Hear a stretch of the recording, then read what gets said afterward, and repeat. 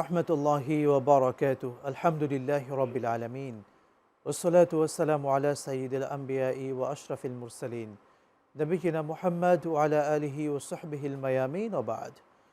প্রিয় দর্শক মণ্ডলী, পবিত্র মাহে রমাদানুল মুবারকের এই সুন্দর সময়ে ইফতারের পূর্ব মুহূর্তে বিশ্বের যে প্রান্ত থেকে আপনাদের প্রিয় চ্যানেল এশিয়ান টিভির পর্দায় আমাদের সাথে যুক্ত হয়েছেন, প্রত্যেককে আন্তরিক মোবারকবাদ, প্রীতি এবং শুভেচ্ছা জানিয়ে শুরু করছি আল আরাফা ইসলামী ব্যাংক নিবেদিত বরকতময় মাহে রমজান অনুষ্ঠান, powered by Mega Digital Scale, সহযোগী স্পন্সর বিআরবি কেবল এবং Popular Life Insurance Company Limited. সুপ্রিয় দর্শক মণ্ডলী, আমরা শুরুতেই মহাগ্রন্থ আল কোরআনুল কারীমের চমৎকার তেলাওয়াত শুনে আসি। আউযু বিল্লাহি মিনাশ শাইতানির রাজীম। বিসমিল্লাহির রহমানির রহিম। আল্লাহু নূরুস সামাওয়াতি ওয়াল আরদ। مثل نوره كمشكاة فيها مصباح. المصباح في زجاجة. الزجاجة كأنها كوكب دري يوقد من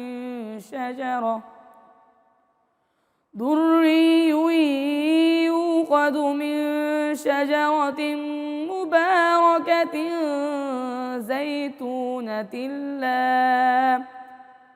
مباركة زيتونة لا شرقية ولا غربية يكاد زيتها يضيء ولو لم تمسسه نار نور على نور يهدي الله لنوره من يشاء ويضرب الله الأمثال للناس والله بكل شيء عليم. صدق الله العظيم.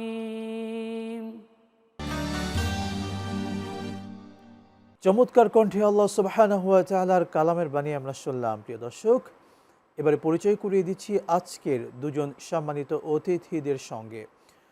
রয়েছেন টাঙ্গাইল গদুরগাতি জামে মসজিদের সম্মানিত খতিব মোহতারাম হজরত মাওলানা ইব্রাহিম হুসাইন জিহাদি। আসসালামু আলাইকুম ওয়া রাহমাতুল্লাহি ওয়া বারাকাতুহু। ওয়ালাইকুম আসসালাম ওয়া রাহমাতুল্লাহ। আরও রয়েছেন বিশিষ্ট ইসলামী চিন্তাবিদ, সমাজসেবক এবং শিক্ষাবিদ জনাব AKM ফায়েকুজ্জামান। আসসালামু আলাইকুম রহমতুল্লাহি ওয়া বারাকাতুহু। ওয়ালাইকুম আসসালাম ওয়া রাহমাতুল্লাহ। আপনাদেরকে স্বাগত জানাচ্ছি সুন্দর আয়োজনে। আপনার মাধ্যমে সবাইকে পবিত্র রমজানের মোবারকবাদ, সবার কাছে দোয়া এবং সালাম এবং সমস্ত দুনিয়ার মুসলমানের জন্য দোয়া কামনা করছি। শুকরান জাযাকাল্লাহ। প্রিয় দর্শক, রমজান মাস চলছে। আমাদের হয়তো কারো মা কিংবা বাবা কবরে শুয়ে আছেন, কারো মা হসপিটালে বিছানায় শুয়ে আছেন, কারো মা কিংবা বাবা বিছানাগত অবস্থায় আছেন। সেই মা কিংবা বাবা, সেই মা বাবার প্রতি আমাদের দায়িত্ব কেমন হওয়া উচিত, একজন সন্তান হিসেবে আমরা কি ভূমিকা পালন করব কোরআন সুন্নাহর আলোকে, সেগুলো জানবো ইনশাআল্লাহ তাআলা। প্রথমে মোহতারাম ইব্রাহিম হুসাইন সাহেব জানাবেন, মা বাবার প্রতি আমরা একজন সন্তান হিসেবে আমাদের দায়িত্বগুলো কি হওয়া উচিত, ইসলাম কি শিখায় আমাদেরকে? যে আল্লাহ সুবহানাহু ওয়া তাআলা কোরআনে হাকিমের যেখানে পিতামাতা সম্পর্কে আলোচনা করেছেন, পিতামাতার খেদমত সম্পর্কে, দায়িত্ব কর্তব্য সম্পর্কে আল্লাহ সুবহানাহু ওয়া তাআলা কথা বলেছেন, সেখানে অধিকাংশ জায়গায় আল্লাহ তাআলা ব্যাখ্যা করে বলেছেন। যেমন আল্লাহ তাআলা পবিত্র কালামে হাকিমের মধ্যে বলেন, ওয়াকাযা রাব্বুকা আল্লা তা'বুদু ইল্লা ইয়্যাহু ওয়া বিল ওয়ালিদাইনি ইহসানা। আল্লাহ রাব্বুল আলামিন বলেছেন, হে নবী, আপনি তামাম দুনিয়ার মানুষকে জানিয়ে দিন তারা যেন আমি আল্লাহ আমার ইবাদত করে, আমার সাথে শরিক না করে। আল্লাহ তাআলা বলছে তারা যেন আল্লাহর ইবাদত বন্দিগি ছাড়া আর কারো ইবাদত বন্দিগি না করে। অন্যত্র আল্লাহ তাআলা কোরআনে হাকিমের মধ্যে বলেছেন, আবুদুল্লাহ ওয়ালা তুশরিকু বিহি শাইআ ওয়া বিল ওয়ালিদাইনি ইহসানা। এই আয়াতের মধ্যে আল্লাহ তাআলা বলছে তোমরা আমার ইবাদত করো আমার সাথে কোনো শরিক করিও না, এবং তোমাদের পিতা মাতার সাথে সুন্দর আচরণ করো, উত্তম আচরণ করো। আচরণ তো আমাদের সকলেরই থাকে, কিছু ভালো আচরণ থাকে, কিছু খারাপ আচরণ থাকে, কিছু মধ্যম আচরণ থাকে, কিন্তু আল্লাহ তাআলা আমাদের পিতা মাতার সাথে উত্তম আচরণ করার কথা বলেছে, যেখানে পৃথিবীর অন্য কোনো মানুষের সাথে তুলনা হয় না, একমাত্র পিতা মাতার। চমৎকার বলছিলেন, ইনশাল্লাহ আবারও শুনবো। জনাব AK ফাইকুজ্জামান সাহেব, আপনি জানাবেন বাবা মা, আমরা কোরআন হাদিসের ব্যাপার তো আমাদের মোহতারামের কাছ থেকে জানলাম, আপনি একজন সমাজকর্মী হিসেবে, একজন শিক্ষাবিদ হিসেবে আপনার চিন্তাধারায় একজন মা বাবার সাথে আমরা সন্তান হিসেবে আমাদের আচরণগুলো কেমন হওয়া উচিত? যুগের পর যুগ মা বাবাকে নিয়ে, কোরআন হাদিসকে নিয়ে আলোচনা করলে শেষ হবে না। যেহেতু আমরা অল্প সময়ের একটা প্রোগ্রামে আসছি, অল্প সময়ের ভিতরে আপনার মাধ্যমে এবং এই আয়োজক যারা করেছে এদের তো একটা উদ্দেশ্য থাকে, এর মাধ্যমে যাতে পবিত্র রমজান মাসে একটা মেসেজ সবাইকে দেওয়া। নিঃসন্দেহে এর তো বিস্তারিত ব্যাখ্যা দেওয়া যাবে না। আসলে আল্লাহ পাকের পরে, আল্লাহ এবং আল্লাহ রসুলের পরে মা বাবার সাথে তো আর তুলনা হয় না। নিঃসন্দেহে এখন মা বাপকে খুশি করার জন্য, সন্তানের জন্য সর্বোচ্চ যা যা করা দরকার সেটাই হওয়া উচিত ছিল ইসলামের আলোকে। কিন্তু দুর্ভাগ্যবশত আজকে পরিবেশ পরিস্থিতির কারণে, শিক্ষাগত যোগ্যতা ইসলামিক না থাকার কারণে, দিনদারি পরিবেশ না থাকার কারণে আজকে এই মা বাবার সাথে সন্তানরা খারাপ আচরণ করতেছে। আজকে বৃদ্ধ আশ্রম তৈরি হয়েছে। আসলে এটা হওয়ার কথা ছিল না। পশ্চিমা কালচার ছিল। এই কালচার আজকে মুসলমানের ভিতরে ঢুকে গেছে, কারণ দিনের পরিবেশ না থাকার কারণে। লেবাজ আমার আপনার আছে, এলেম আমার আপনার আছে। আবু জাহেলের এলেম ছিল, ফেরাউনেরও এলেম ছিল, তারাও অনেক জ্ঞানী ছিল, কিন্তু তাদের ভিতরে ঈমান ছিল না, আমল ছিল না। আল্লাহ এবং আল্লাহ রসুলের সাহাবা আজমাইনদের প্রতি যে একিন আকিদা ভয় ছিল, এটা ছিল না। কত আফসোসের ব্যাপার যে মা বাপের কারণে আমি দুনিয়াতে আসলাম। হুজুরে পাক সাল্লাল্লাহু আলাইহি সাল্লামের পবিত্র কোরআনের আলোকে যে কথা বলেছেন এবং যে সমস্ত হাদিসগুলি শক্ত হাদিস বলেছেন, আখেরাতের হাদিস, জান্নাতের হাদিস মা বাপের জন্য বলেছেন। দেখেন পবিত্র রমজান মাস আসছে, আল্লাহ কত ভাগ্যবান করেছেন। সমস্ত কবরবাসীকে আল্লাহ পাক আজাব যে এটাকে মাফ করে দিয়েছেন। সন্তান যদি মা বাপের জন্য আল্লাহর কাছে হাত উঠায়, এর মাঝখানে আর কিছু গ্যাপ থাকে না, আল্লাহ কবুল করে। আর মা বাপ যদি সন্তানের জন্য আল্লাহর কাছে দোয়া করে, এর ভিতরে কোনো গ্যাপ থাকে না। আমি যে কথার জন্য আসতেছিলাম, আপনার বৃদ্ধ আশ্রমের আসতেছি, আমরা সেই বৃদ্ধাশ্রমের ব্যাপারটি বিরতির পরে শুনবো ইনশাআল্লাহ তাআলা।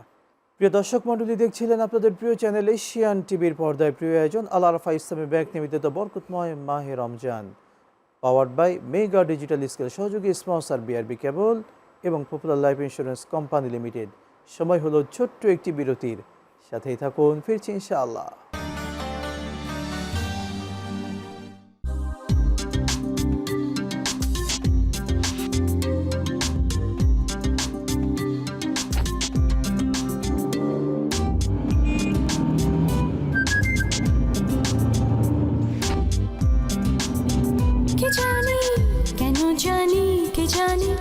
কখন জানি, কে জানি দিল মনের কোণে হাতছানি, কেন জানি কি জানি।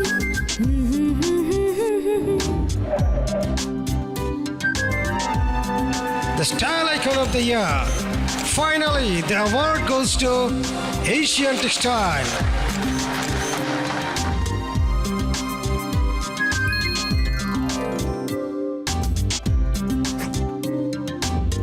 Asian Textile, Ajugar Style. বিরতির পরে প্রিয় দর্শক আরও একবার স্বাগত জানাচ্ছি আপনাদের প্রিয় চ্যানেল এশিয়ান টিভির পর্দায় প্রিয় আয়োজন আল আরাফা ইসলামী ব্যাংক নিবেদিত বরকতময় মাহে রমজান অনুষ্ঠানে, powered by Mega Digital Scale, সহযোগী স্পন্সর বিআরবি কেবল এবং Popular Life Insurance Company Limited. প্রিয় দর্শক, মা এবং বাবা তাদের সাথে আমাদের আচরণগুলো কেমন হওয়া উচিত তাদের নিয়ে শুনছিলাম আমাদের দুজন সম্মানিত অতিথির কাছে। যে আপনি চমৎকার বলছিলেন, বিশেষ করে বৃদ্ধাশ্রম। সত্যিই এই বৃদ্ধাশ্রম, এই শব্দটা আমাদের অজানা থাকার কথা ছিল, এই শব্দটা আমাদের দেশে প্রচলন না হওয়ার কথা ছিল, কিন্তু এখন প্রচলন হয়েছে। এমনকি বৃদ্ধাশ্রম দিনকে দিন বেড়েই চলেছে, কারণ আমরা সন্তানরা কিন্তু বাবা মার প্রতি সেই দায়িত্বগুলো পালন করছি না। যে যদি বলতেন একটু। যেটা বলতেছিলাম যে বৃদ্ধাশ্রম তো এটা ইহুদি খ্রিস্টানের কালচার এখন চলে আসছে আমাদের ঈমান আকীদার কারণে।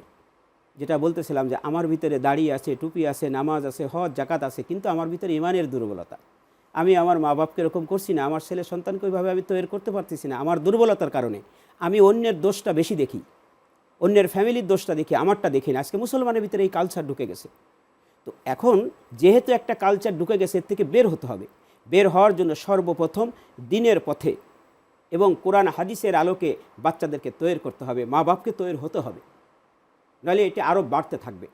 1 2 নম্বর, যেহেতু হয়ে গেছে, আমি গতকালকে নাকি একটা ফেসবুকে দেখলাম, ডাক্তার এই ভদ্রলোক তার ছেলেদেরকেও বাহিরে পাঠাইছে, সন্তানদেরকেও সর্বোচ্চ শিক্ষায় শিক্ষিত করেছে। ডাক্তার হিসেবে শেষ বয়সে তাকে বৃদ্ধ আশ্রমে মানে থাকতে হচ্ছে এবং তার কোনো খোঁজখবর নিতে হচ্ছে না। আমার খুব কষ্ট হলো যে অশিক্ষিত হলে একটা কথা ছিল। তো মেরে মোহতারাম দোস্ত হজরত, আপনার মাধ্যমে যেটা বলি, শিক্ষিত ইসলামের ভিতরে কোনোই না। সর্বোচ্চ শিক্ষায় শিক্ষিত হইলেই যে ছেলে ভালো হবে, এটা কোনো ইসলামের ভিতরে কোনো আকিদা বা কোনো মাপকাঠি না। আসলে মাপকাঠি হলো ঈমান এবং আকিদা। নিঃসন্দেহে আমার সন্তানের ভিতরে, আমার ভিতরে আল্লাহর ভীতি কতটুকু আছে, হুজুরে পাক সাল্লাল্লাহু আলাইহি সাল্লামের তরিকা কতটুকু ভিতরে আছে। তো এই জন্য আমি নিজেই, যদিও এটা বলা ঠিক না, আমি নিজে অনেক চেষ্টা করছি, আল্লাহর কাছে দোয়া করছি, এবং আমার আশা আল্লাহ আমাকে যে কদিন বেঁচে রাখে, আমি একটা কম্বাইন্ড প্রজেক্ট তৈরি করতে চাচ্ছি এবং জায়গাটাকে কিনেছি, চেষ্টা করছি। এই সমাজে তো এটা করা সম্ভব না, কারণ এইগুলি করতে গেলে সর্বোচ্চ শক্তি ব্যবহার করে যাতে না হয়, শয়তান তাদের পিছনে এটা লেগে থাকে, যার কারণে অনেক কষ্ট হচ্ছে। সেটা হলো যে একটা মাদ্রাসা যদি আপনি করেন, একটা এতিমখানা করেন, এই এতিমখানা মাদ্রাসা চলবে, পাশাপাশি যারা আজকে বৃদ্ধ আশ্রমে চলে আসছে বা আরও আসবে, পরিবেশটা তার একদিনই ঠিক হবে না। এই বৃদ্ধ আশ্রমের দেখভাল কারা করবে? আপনি যদি চাকরিজীবী করে দেন, আপনি কিছু লোকরে মানে চাকরি দিলেন এদের দেখভালের জন্য, তাদের কিন্তু পেশা আছে, মা বাপ আছে, আত্মীয় স্বজন আছে, তাদের ভিতরে একটা তৈরি হয়ে যাবে। এদের খেদমত যে জন্য করা দরকার ছিল, তারা যে কষ্টের কারণে বৃদ্ধাশ্রমে আসছে, তাদের এই কষ্টটা কিন্তু লাঘব হবে না। আর যখন একটা এতিম ছাত্র মাদ্রাসায় লেখাপড়া করে, কোরআন হাদিস লেখাপড়া করে, তার ভিতরে আল্লাহর ভয় থাকবে, তখন সে আল্লাহর সন্তুষ্টির জন্য এই বৃদ্ধ আশ্রমে যে মহিলারা আছে, মহিলাদেরকে, মেয়ে যারা এতিম আছে তাদের খেদমত করে, পুরুষ যারা আছে তারা করে। চমৎকার আইডিয়া, সত্যি আমরাও দোয়া করছি এই প্রোগ্রাম থেকে আল্লাহ তাআলা আপনার এই যে মহৎ চিন্তা, আল্লাহ পাক এটাকে কবুল করুন। আপনার মতো যারা বিত্তবান রয়েছেন, আল্লাহ তৌফিক দিয়েছেন, তারাও যেন এমন উদ্যোগ নেন। আমিন। যে মোহতারাম, আপনি জানাবেন, সত্যি মা বাবা নিয়ে কথা বললে শেষ হয় না।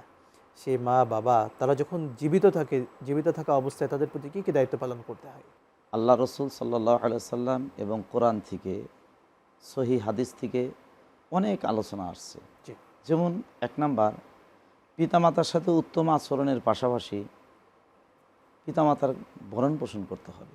বিশেষ করে ইম্মা ইয়াবলুগান্না ইনদাকাল কিবারু আহাদুহুমা আও কিলাহুমা ফালা তাকুল্লাহুমা উফফি ওয়ালা তানহারহুমা ওয়াকুল্লাহুমা কওলান কারীমা। আল্লাহ সুবহানাহু ওয়া তাআলা বলেছেন, তোমাদের পিতামাতার মধ্যে একজন অথবা উভয়জন যখন বার্ধক্যে উপনীত হবে, তখন তুমি তাদের সাথে কখনোই শব্দ দ্বারাও তাদের কষ্ট দিবে না। রাসূল সাল্লাল্লাহু আলাইহি সাল্লামের কাছে সাহাবা আজমাইনগণ সবসময় থাকতেন, শিক্ষা নিতেন। একটা ঘটনা আছে, ছোট্ট অতি সংক্ষিপ্ত আকারে বলে দিচ্ছি। হযরত আবু হুরায়রা রাদিয়াল্লাহু তাআলা আনহু যখন প্রথম মুসলমান হলেন, সেই সময় রাসূল সাল্লাল্লাহু আলাইহি সাল্লামের কাছে বারবার তিনি যখন যাচ্ছে, তার মা তাকে বারণ করতেন এবং তাকে আঘাত করতেন। অবশ্য তার মা তখনও ছিল একজন মুশরিকা। রাসূল সাল্লাল্লাহু আলাইহি সাল্লামের কাছে আসার অপরাধে আবু হুরায়রার মা তাকে আঘাত করত, মারত। তিনি হযরত রাসূল সাল্লাল্লাহু আলাইহি সাল্লামের কাছে চলে গেলেন, গিয়ে আল্লাহ রসুলকে বলেন, ইয়া রাসূলুল্লাহ, আমার মা আমাকে মেরেছে। নবীজি তখন বললেন, তুমি কি তোমার মায়ের বিরুদ্ধে কমপ্লেন করতে এসেছো? হযরত আবু হুরায়রা বললেন, ইয়া রাসূলুল্লাহ, আমি আমার মায়ের বিরুদ্ধে কোনো প্রকার কমপ্লেন বা কোনো প্রকার দরখাস্ত করতে, ফরিয়াদ করতে আমি আসিনি, বরং আমি এসেছি এই জন্য যে আপনি আমার মায়ের জন্য দোয়া করুন, আল্লাহ তাআলা যেন আমার মাকে যেন হেদায়েত দান করে। আল্লাহ রাব্বুল আলামিনের রাসূল তখন বলে, আল্লাহুম্মা ইহদিহুমা আবু হুরায়রা, হে আল্লাহ, আবু হুরায়রার মাকে আপনি কবুল করেন, হেদায়েত দান করেন। রাসূল সাল্লাল্লাহু আলাইহি সাল্লামের দোয়া এমনভাবে কবুল হয়েছে যে হযরত আবু হুরায়রা দৌড়ে বাড়িতে যাইতে যাইতে তার মাকে আল্লাহ তাআলা হেদায়েত দান করেছে। সুবহানাল্লাহ, সত্যি চমৎকার বলছিলেন। আমরা শুনবো বিরতির পরে আবার ইনশাআল্লাহ। প্রিয় দর্শক মণ্ডলী, মা বাবা নিয়ে শুনছিলাম, আবারও শুনবো, তবে সময় হয়েছে ছোট্ট বিরতি। দেখছিলেন প্রিয় চ্যানেল এশিয়ান টিভির পর্দায় প্রিয় আয়োজন আল্লাহ রাফা ইসলামী ব্যাংক নিবেদিত বরকতময় মাহে Ramzan, powered by Mega Digital Scale, সহযোগী স্পন্সর বিআরবি কেবল এবং Popular Life Insurance Company Limited. নিচ্ছি বিরতি, সাথেই থাকুন।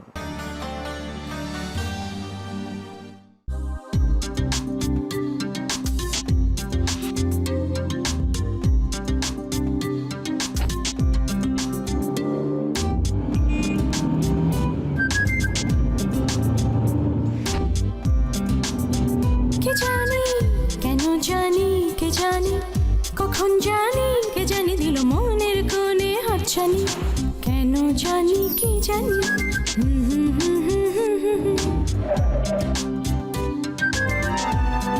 The Style Icon of the Year. Finally, the award goes to Asian Textile.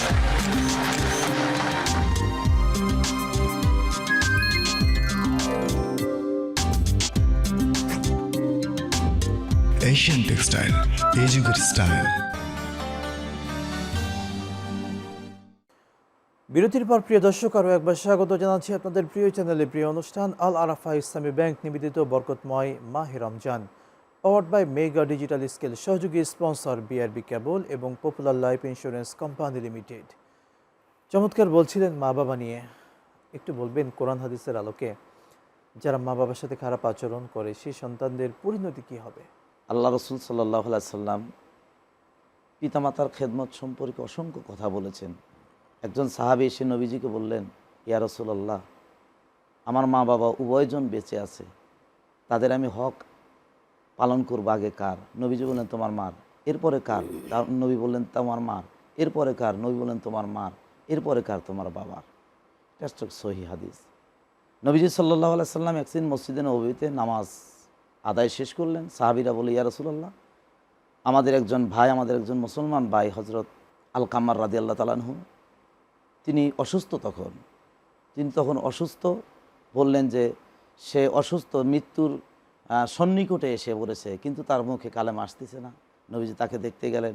সংক্ষিপ্ত আকারে বলছি, নবীজি লক্ষ্য করে দেখলেন আলকামার কালেমা পড়তে পারে না। তার মা, তার স্ত্রী, তার পরিবারজন থেকে জিজ্ঞেস করার পরে উনি জানতে পারলেন মায়ের সাথে হযরত আলকামার একটু খারাপ আচরণ করেছে। খারাপ আচরণ বলতে কি, তার মাকে প্রাধান্যতা দেয় না, কোনো কথায় একটু কষ্ট দিয়েছিলেন, সামান্য কষ্টের কারণে মা যে অসন্তুষ্ট, তার জবান দিয়ে কিন্তু কালেমা আসেনি। মা যখন সন্তুষ্ট হয়ে যান তখন কিন্তু তার জবান দিয়ে কালেমা আসে এবং তিনি ইন্তেকাল করেন। জি, চমৎকার বলছিলেন যে আপনার কাছে জানতে চাওয়া, আপনি তো যেহেতু সমাজকর্মী হিসেবে সামাজিক বিভিন্ন বিষয় নিয়ে কাজ করছেন, আমরা মা বাবার প্রতি দায়িত্ব নিয়ে শুনলাম, কিন্তু যে মা কিংবা বাবার প্রতি আমরা গায়ে হাত তুলছি, তাদেরকে বকা দিচ্ছি, খারাপ আচরণ করছি, এই কাজগুলো কি একজন সন্তান হিসেবে আমাদের করা সত্যি উচিত? এই ব্যাপারগুলো, যে সন্তান তার মা বাবার সাথে খারাপ আচরণ করবে, সে যত শিক্ষায় শিক্ষিত হোক না কেন, দুনিয়া এবং আখেরাত তার বরবাদ হয়ে যাবে যদি তার মা বাপ তাকে মাফ না করে দেয়।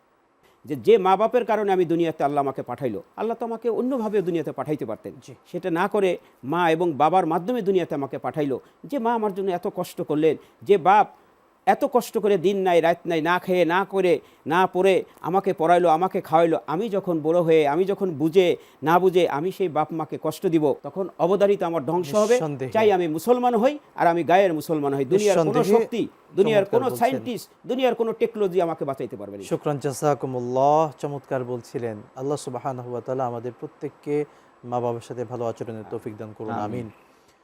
প্রিয় দর্শক, দেখছিলেন আপনাদের প্রিয় চ্যানেল এশিয়ান টিভির পর্দায় প্রিয় আয়োজন আল আরাফা ইসলামী ব্যাংক নিবেদিত বরকতময় মাহে Ramzan, powered by Mega Digital Scale, সহযোগী স্পন্সর বিআরবি কেবল এবং Popular Life Insurance Company Limited. আজকের মতো বিদায় নিচ্ছি, তবে একটি ইসলামী সঙ্গীত শুনতে শুনতে আমরা বিদায় নিচ্ছি। হে রাসূল, তোমায় ভালোবাসি,